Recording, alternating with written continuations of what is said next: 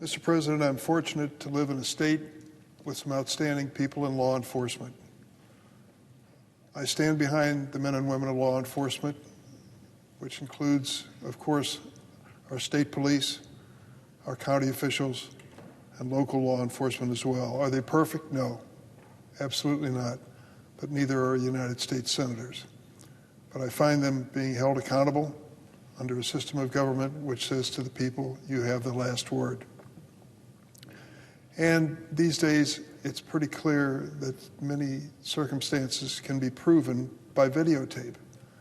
It's common now for legitimate law enforcement officers to wear a video camera and for the video camera product to become part of the story that ends up destroying lives and holding accountability to all law enforcement involved. That's why what's going on in the state of Illinois now and the city of Chicago is so outrageous. It was several weeks ago when the president announced he was going to send in his own team for two purposes. First, he would send in the National Guard, federalized in Illinois, as well as the National Guard from Texas to bring order to the streets of Chicago. Ridiculous. Ridiculous, and that hasn't happened because the courts have said there's no justification for it.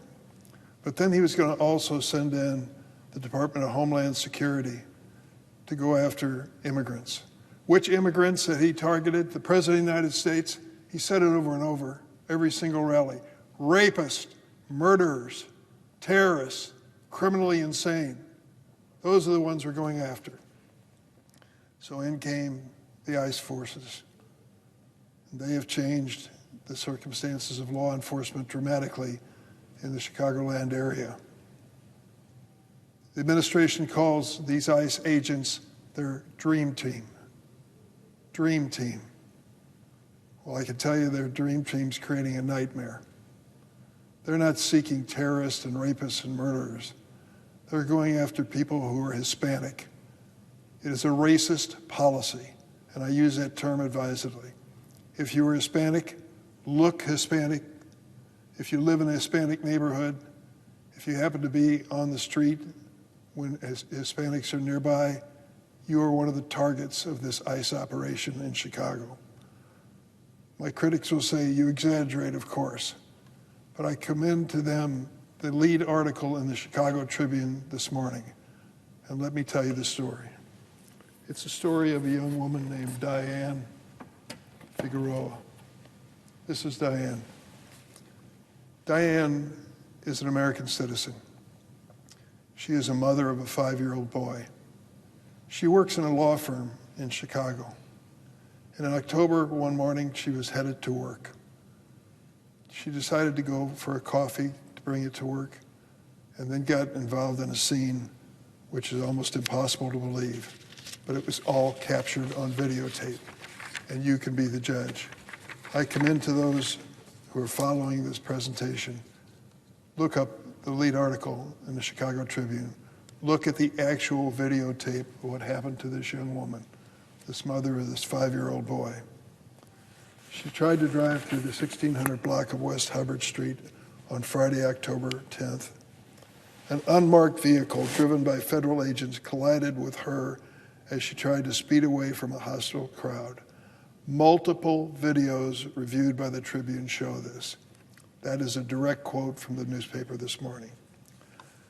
I watched on that videotape as the ICE vehicle, the unmarked vehicle, crashed in to her car. The Tribune goes on to write, seconds after the crash, agents abruptly stopped their vehicle and exited with weapons in hand pointing at Figueroa. And did I mention she's a United States citizen? Agents then forcibly opened the door and pulled her out of the vehicle by her legs without identifying themselves, presenting a warrant, informing her that she was under arrest. As bystanders yelled, "You hit her. We have it on video," ICE agents ignored the crowd and forced Figueroa into a red minivan and drove away. What if this were not Diane Figueroa, but your mother, your wife, or your daughter? being manhandled by this so-called dream team of ICE agents. You would be outraged, and I commend you to see the video yourself. The video tells the story of what they did to this woman. The Department of Homeland Security later released a statement claiming that she was actually at fault, saying, quote, she crashed into an unmarked government vehicle and violently resisted arrest, injuring 2 officers. Look at the video for yourself and you'll find out those were lies. That is not the truth in any way whatsoever. So then what happened to her as they took her away in the red minivan? Well, unfortunately, she was transported to multiple undisclosed locations, repeatedly denied contact with family or legal counsel. ICE, the dream team, is making a mockery of the Constitution when it comes to due process, and it was clear in this case. What stunned Diana's mother the most was that despite her daughter being a U.S. citizen, the family couldn't locate her during this period of time. She said no authorities, including the Chicago police, were able to give them clarity on why her daughter was arrested. Her mother said her daughter is a loving mother of a 5-year-old boy and dreams of one day working as a paralegal and has become an aspiring lawyer. Her record, now here's where we've got to level and tell you all the facts. What about the criminal record of Diane Figueroa? Her record shows nothing more than a few minor traffic violations, the Tribune found. Her family started a fundraiser to cover her medical and legal expenses. You see, Diane went through surgery, kidney surgery, in August of this year. As you watch this videotape, as they drag her out of the car, kneel on her body, and hold her on the pavement, you're going to think, what in the world is she doing, or are they doing to her? This situation led to a statement by the Assistant Secretary at Department of Homeland Security, Tricia McLaughlin. She alleged that Figueroa used her vehicle to block in agents honking her horn, and that she struck an unmarked government vehicle as agents were departing. But videotapes don't lie, and unfortunately you can't say the same for the Assistant Secretary McLaughlin. This is an example of what is happening in the streets of Chicago.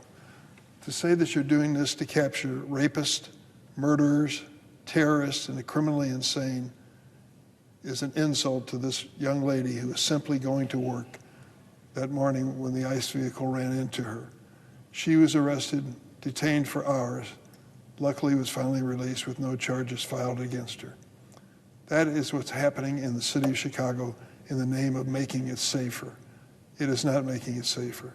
It's making a mockery of the Constitution. I've been returning every weekend to the Chicagoland area to go to these neighborhoods where this is occurring and meet with the people who live there. They're living in mortal fear. Fear that if you happen to go to the grocery store, you're going to be stopped and asked to prove that you're American. And if you can't prove you're American, you can disappear. Literally disappear. Taken into the system in a place called Broadview, a nearby suburb, and detained for periods of time that no one knows in advance what they may be. This is not a situation where the normal law enforcement in Illinois is held to standards in terms of arrest warrants and the procedure that happens in arrest. This is literally taking people off the streets, dragging them out of cars, just like this young lady, and taking them into detention for hours at a time with no contact, legal counsel, or family or location. This is the type of thing that is outrageous in the name of making America safer. It makes a mockery of our Constitution. I'm sorry for what happened to this young lady, but I hope her story will convince others to carefully watch what the so-called Dream Team is doing in the state of Illinois. And I yield the floor.